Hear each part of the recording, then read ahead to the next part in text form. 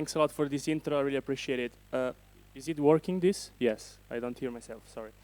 So, I'm gonna present today very quickly my relationship with crypto, what is Web3 Privacy Now and how it started, why privacy is our main focus, why we care about privacy, why privacy as an ecosystem, and how you can benefit from being part of an ecosystem, a community. These are some of the projects that I've been involved with in the past 4 or 5 years. And I want to really thank many of them for giving me the opportunity to meet people and to gain experience of how was this ecosystem working. Especially Matteo from Spaghetti. I remember the day where I was calling him and saying, hey, I want to do something in my country because I was traveling for conferences and hackathon around Europe, and I wanted to do something in my country, in my city. And so he told me, yeah, reach out to Limone and to Urbe people. It was, I think, 3 or 4 years ago, 3 years ago maybe. And then through Urbe, we organized ETH Rome, and then Crypto Canali, ETH Dam. Yeah, what can I say? I'm very thrilled to be here today with you and happy that we open up this Urbe hub in this space, which is actually very meaningful to all of us because we threw here the first edition of ETH Rome. We had here our first meetup with Web3 Privacy Now. This is a very vibrant space for innovation. This complex is named the Città dell'Altra Economia, which means the city of the alternative economies. We have a cultural center of Kurdish Cultural Center right here. We have occupied space, which is Villaggio Globale, which is co-run by artists, and there is a social carpentry. We have a lot of initiatives from no-profits, from organization, grassroots movements. So we are very glad that we managed to open the space here in this vibrant ecosystem and environment. So how did it started? Basically with Web3 Privacy Now. So the reason why I got into crypto in the first place, it was because of the socio-political perspective of crypto as in cryptography, as in cryptocurrency. And I wrote my thesis in Bitcoin as a revolution of trust back in 2017. And I was, while doing things with all these communities, I was searching into how in the Web3 market, this privacy-preserving technology and the political meaning of these disruptive technologies are put in place by development, by practical development. And I got into this GitHub repo that was made by this Ukrainian guy. And I was super fascinated by it because it was collecting almost 300 projects data relating to how they were developing, where they did get money from, about the team, the website, docs, everything. And so this helped me to understand how was the privacy market working, who was doing what, and most importantly, who was reliable enough to claim that they were building privacy-preserving technologies beyond like a mere slogan or a marketing technique. And so I just reached out to him in Twitter. The message is quite small, but it was like just, I really value what you are doing. This helped me understand how things are going in the market, so I want to contribute. And this is how it started, basically.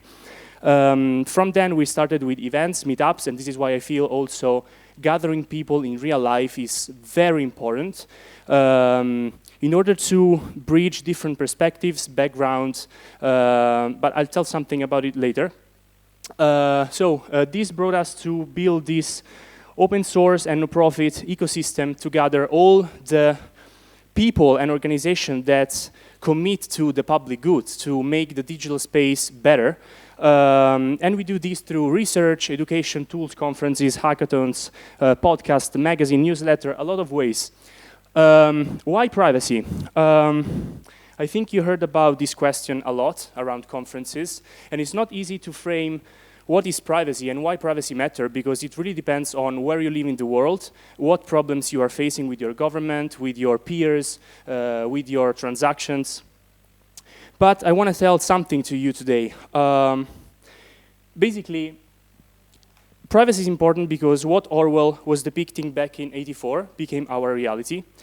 Because our ability to make our own choices has been highly compromised. And this is happening because our understanding of the world is intermediated and also framed by algorithms and categories which are functional to maximize profits and our time, the time that we spend online.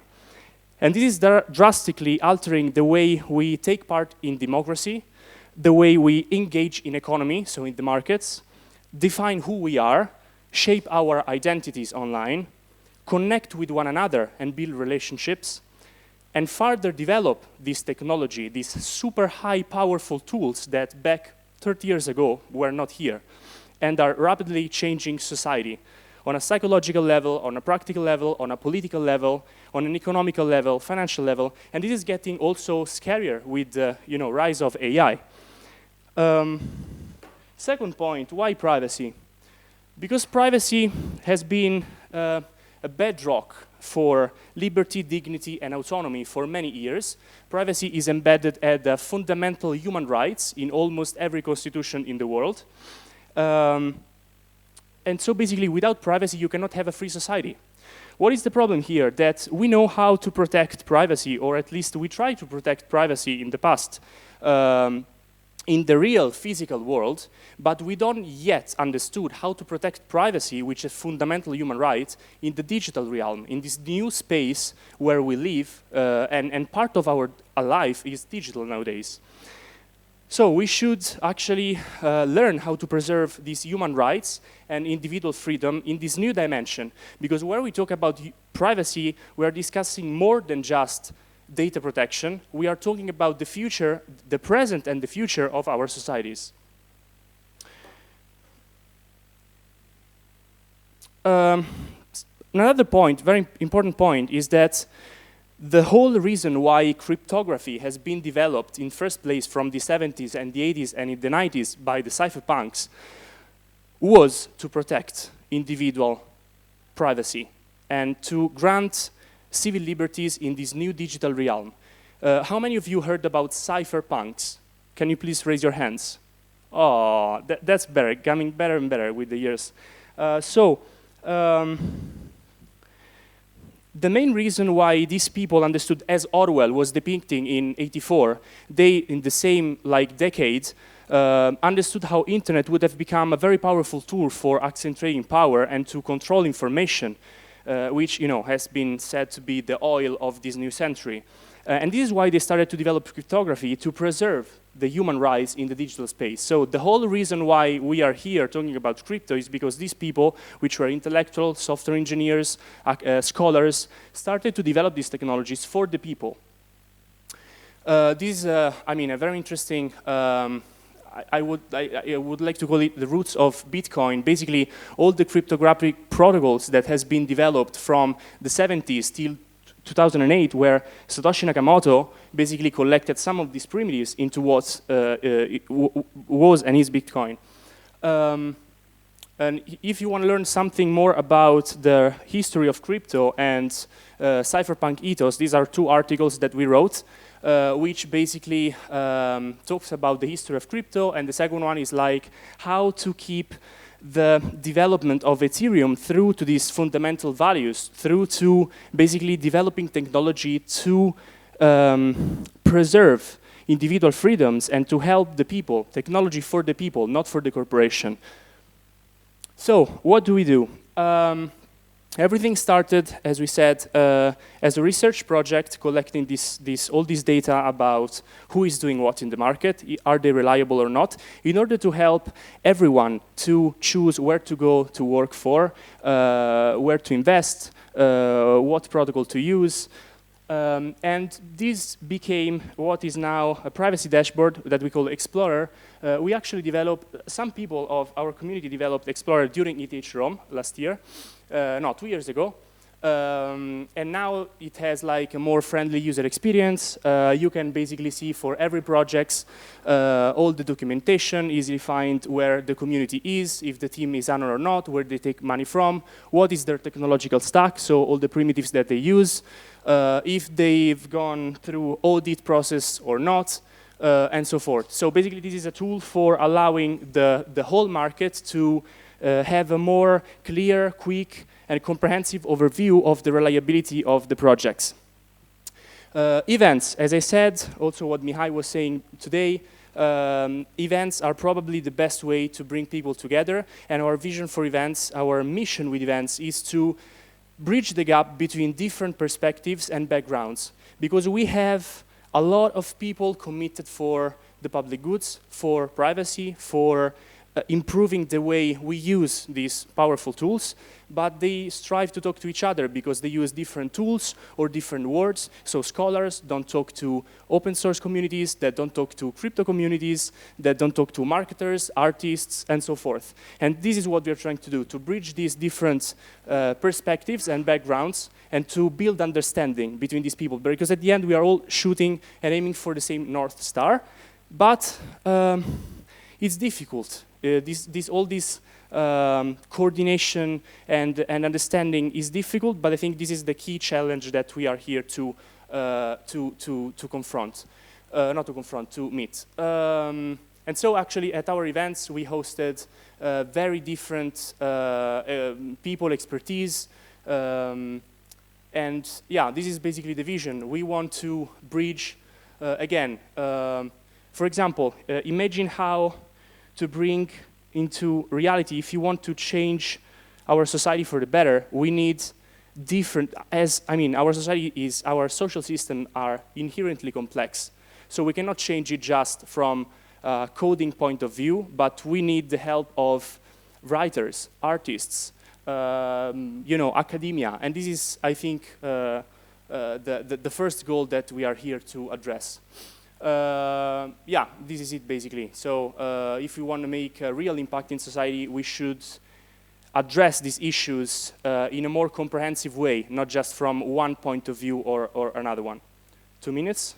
Okay, so I have 8 more. This is, we started with small meetups here in Prague, in Berlin, and this is actually Ethereum Cypherpunk Congress we threw in Bangkok, where we had more than 3,000 people. We had whistleblower Chelsea Manning, Vitalik Buterin. We had people from Coin Center. We had Amir Taki. We had many wonderful people coming together and talking about this stuff. We do research and education. We publish a lot of articles and researches to basically show what are the possible real use cases of crypto in the world. For example, every year we do this privacy market outlook stating 150 pages about what is going on in Web3.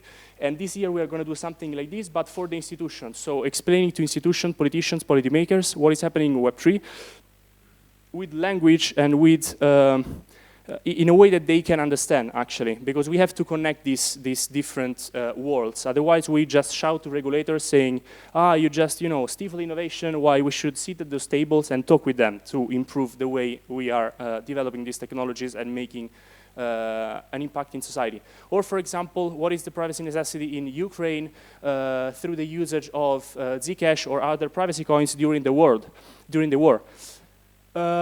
We just launched an academy for young lawyers, developers, or just internet and tech enthusiasts with different tracks, different courses.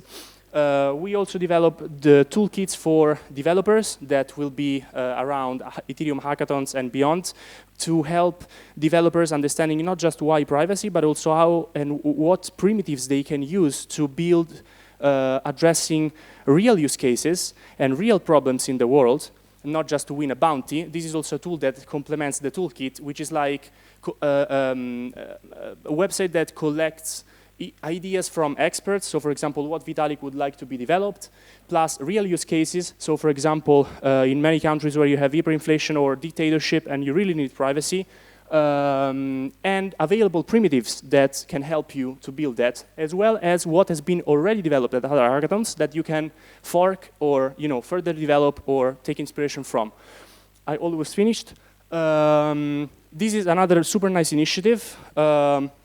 Basically, we asked to thought leaders and change makers what are their favorite. Let me see if I can. No. So privacy is not Why privacy is an ecosystem? Because privacy is not one killer application, one solution that addresses all the use cases, but privacy is a collection of tools and a collection of practices that we can enact in the digital space. And so we ask to these change makers on the left, for example, we have Audrey Tang, which is the digital minister of Taiwan.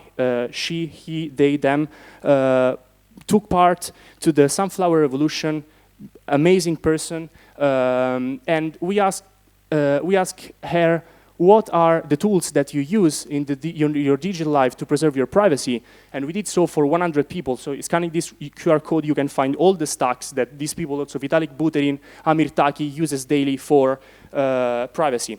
And also on the right, Privacy Awards, asking these people what is the most interesting innovation of this year that you see in the space?